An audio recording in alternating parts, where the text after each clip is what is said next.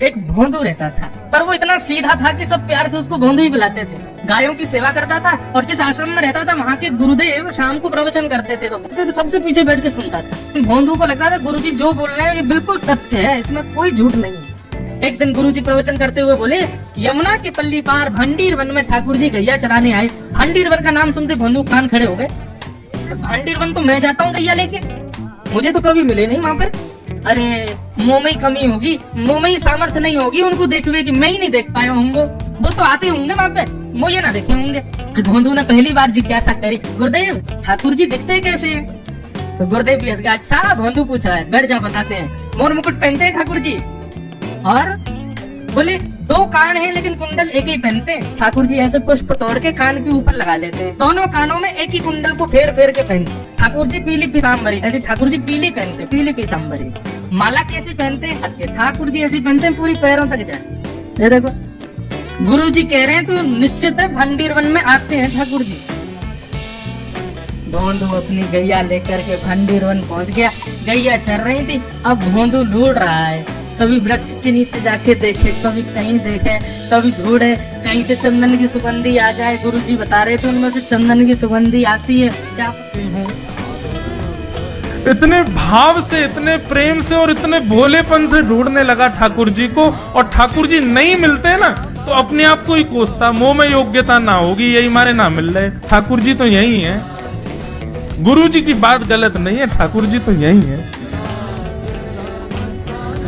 उसके उस सहज भाव पर, उसके उस सरल भोंदूपने पर ठाकुर जी रीझ गए।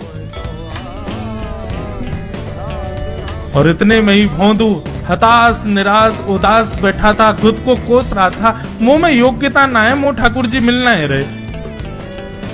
इतने में ही देखा सामने से असंख्य गायों का झुंड आ रहा है, और भोंदू ने जैसी उन गायों को देखा, ऐसी गाय कभी देखी नहीं, अलग गाय, सींग चमक रहे हैं, सींगों के ऊपर के भाग में सोने चांदी मढ़े हुए हैं, ऐसी ऐसी सुंदर सुंदर तंदुरुस्त गैया। तभी देख रहा है भोंदू, पीताम्बरी पहनी है, गले में वैजंती माला धारण की है, सिर पर पाग पहनी है, एक कान में कुंडल है, मंद मंद मुस्कुरा करके दतुइयां दिखा रहे हैं, कटाक्ष नेत्रों से कभी इधर देख रहे हैं, कभी उधर देख रहे हैं, अपनी वेणु को कमर में कस करके, गैयाओं के गले में गलवैयां डाल करके श्याम सुंदर चलते भय आ रहे हैं। ये दृश्य देख करके हाथ पांव कांपने लगे भोंदू के। उसको लगा मेरे पास तो आएंगे ही नहीं, है वहीं से मुड़ जाएंगे, अब मैं उनके पास जाके उनको असहज नहीं करूंगा, यहीं से देख लूं, यहीं से प्रणाम कर लूं। लेकिन जैसे जैसे प्रणाम करके ऊपर देखता, ठाकुर जी और पास आ रहे हैं, और पास आ रहे हैं, और पास आ रहे हैं। जैसे ही ठाकुर जी आकर के बैठे, भोंदू के पास शब्द नहीं है, हाथ पैर कंपित हो रहे हैं, उसको सूझ ही नहीं रहा करूं क्या मैं, इनके लिए क्या बिछाऊं, कहां बैठाऊं। ठाकुर जी ने अपने आप ही भोंदू के गले में हाथ डाली, अरे तेरा नाम कहा है? जैसे ही ठाकुर जी ने नाम पूछा, भोंदू अपना ही नाम भूल गया, बोले मुझे याद ही नहीं मेरा नाम क्या है, पर प्रेम से सब लोग मुझे भोंदू बुलाते हैं। अब तो भोंदू नाम सुनते ही ठाकुर जी ताली दे दे के हंसने लगे, तेरा नाम भोंदू है? बोले हाँ मेरा नाम भोंदू है। और ठाकुर जी आपको अच्छा लगा? बोले हाँ बहुत अच्छा लगा। आपको नाम कहा है? ठाकुर जी बोले तुम वो ना जाने? बोले जानू तो ना हूं, लेकिन गुरुजी ने जैसा रूप बताया वैसा ये आपको, तो आप कहीं नंदनंदन तो नहीं हो? नंदनंदन नहीं हूं, यशोदा जी को लाला, नंद जी को लाला। भोंदू बोलो जय हो भगवान, आज आपके दर्शन है गए। गुरु जी और सब बालकन को तो आप शायद रोज ही मिलते होंगे, लेकिन मैं ही अभागो, मोको आप आज ही मिले हो। ठाकुर जी बोले अब चल बात मत बनावे, जल्दी कर खवा, मुंह को भूख लग रही है। भोंदू एक कपड़े में रोटी बांध के उसमें मिर्च और गुड़ रख करके लेके गया। 2 रोटी थी, भोंदू ने जैसे खोली, एक रोटी ठाकुर जी के सामने धर दी, एक अपने पास रख ले, बोले मैं भी तो खाऊंगा। ठाकुर जी ने बढ़िया रोटी ऐसे घुमाई और प्रेम से गुड़ खामे और रोटी पान लगे प्रेम से, और ठाकुर जी तो चप चप करके नेक देर में पा गए। भोंदू तो भूल ही गया, मुख खानो भी वो ठाकुर जी को ही देख रहा है। ठाकुर जी बोले और जोर की भूख लगी, ला अपनी रोटी दे दे। भोंदू बोलो मुंह को भी भूख लगी है। बोले अच्छा चल आधी आधी खा ले, मैं आधी तू खा ले आधी मैं खा लूं, दोनों खा लिए। कल तो नेक्स्ट चीज ज्यादा सी रोटी ले आइयो, भूख ज्यादा लगे, और सुन यही समय आइयो, मिलूंगा कल भी तोते। ठाकुर जी अपने मार्ग पर चले गए। भोंदू इतना प्रसन्न है, बोले आज मुझको ठाकुर जी मिल गए। गुरुदेव के प्रवचन का समय होगा, भोंदू पीछे जाके बैठ गया, अपने गुरुदेव को प्रणाम करे, इनकी कृपा से ठाकुर जी मिले। उसने किसी को नहीं बताया, उसको लगा सबको ही मिलते हैं भगवान, मुझे ही मिले बहुत दिन बाद। दूसरे दिन भोंदू खूब सारी सामग्री रसोई घर में इकट्ठा करके जाने लगा। किसी ने जाके गुरुदेव से कह दिया कि भोंदू बहुत सारी सामग्री ले जा रहा है। गुरुदेव ने जाके कही भोंदू इतनी सामग्री ले जा रहा हो भैया, तो भंडारो करेगो का? नहीं गुरुजी भंडारो तो नहीं करूंगा, वो नंद नंदन नाम है, वो यशोदा नंदन मदन मोहन वो अपनी गैया चरा के आए, कल भी आए, मेरी रोटी खा गए, मैं भूखो ही रहेगो कल, या हमारे ज्यादा सी ले जा रहा हूँ, बेचारे बहुत भूखे आए कल कि उनको पेट भर जाएगा, मैं भी पा लूंगा, या हमारे गुरुजी आज ज्यादा सामग्री ले जा रहा हूँ।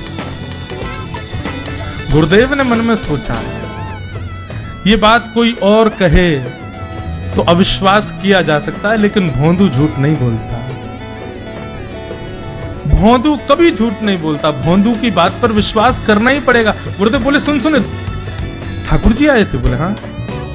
अच्छा उनका रूप कैसा था?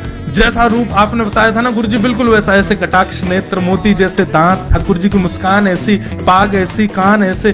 गुरुदेव के तो नेत्र बंद हो गए, वे सब अनुभव करने लगे, लेकिन गुरुदेव बोले रूप कैसा भी बता दे, चरण यदि इसने बता दिए तो मैं मान जाऊंगा कि ठाकुर जी थे। अच्छा तूने चरण देखे? बोले हाँ गुरुजी मैंने चरण देखे।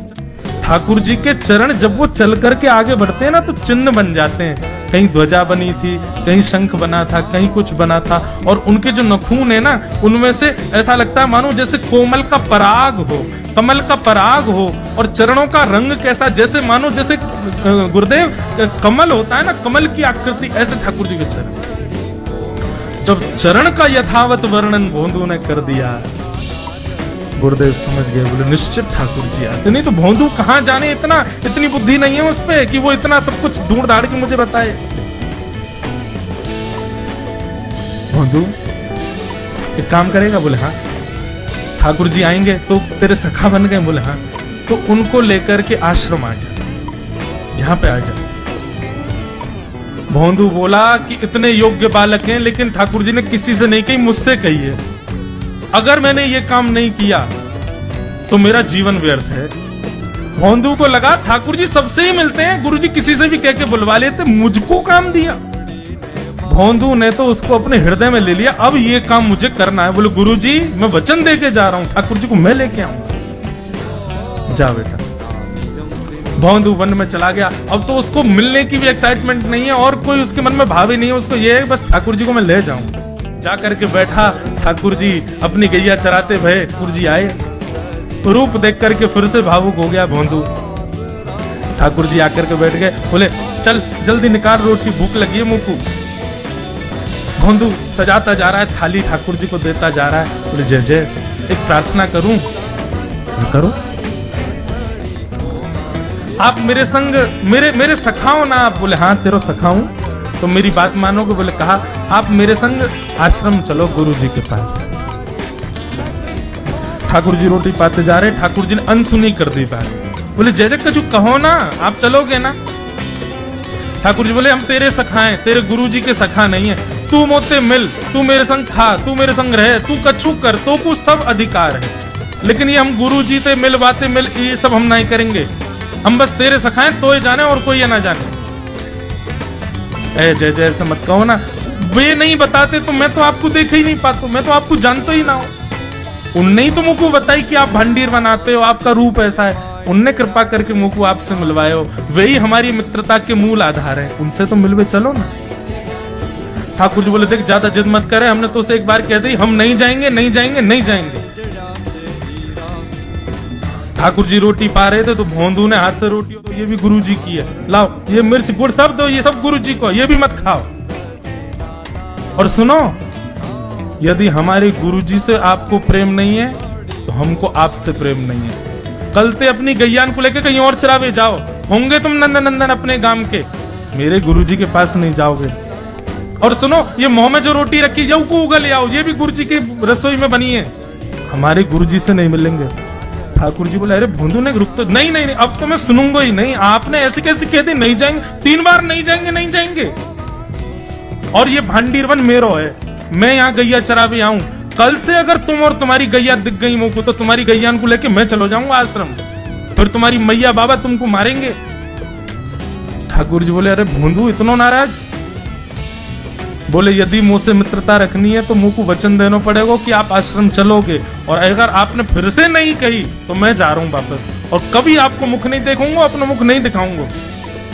ठाकुर जी बोले, इस मुख को देखने के लिए या संग के लिए लोग पता हो तो कितनी तपस्या करें। बोले, जो तपस्या करें उनको मुबारक, तुम मुंह को ना चाहिए, मुंह ना मिलना तुमते, मुंह कोई गरज ना पड़ रही तुमते, आज तक नहीं मिले, कल ही तो मिले हो मुझसे, वो भी गुरुदेव की कृपा से मिले हो, जाओ मत मिलियो, मुझे ना चाहिए, जाओ मैं जा रहा हूं। कि जाने लगा वापस। भोंदू, ठाकुर जी पुकार रहे हैं भोंदू, मानो जैसे त्रिलोकी लेके जा रहा है वो ठाकुर जी की, जैसे मानो पूरा ऐश्वर्य ठाकुर जी का ले जा रहा हो। अरे भोंदू ने रुक तो जा। भोंदू बोला, अपना मुख भी नहीं दिखाऊंगा यदि आप नहीं चलोगे तो। भोंदू थोड़ी दूर गया, ठाकुर जी को लगी वापस आ जाएगा, थोड़ी और दूर गया, लगा अब आ जाएगा, लेकिन जब भोंदू दिखना बंद हो गया, हमारे ठाकुर जी विचलित हो गए, दौड़े भोंदू की तरफ। ठाकुर जी दौड़ करके गए और जाकर के भोंदू के पिद्दी पे चढ़ गए। बोले, ले चल अपने गुरुदेव के पास, चलूंगा तू जहां कहेगो, लेकिन तो दूर नहीं जान दूंगा। और भोंदू ठाकुर जी को ऐसे ऊपर चढ़ा करके आश्रम जा रहा है।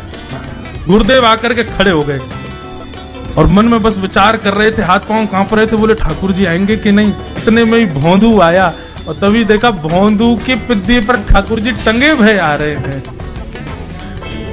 आज गुरुदेव ने जाकर के पहले भोंदू को प्रणाम किया, बोले जय हो, धन्य है।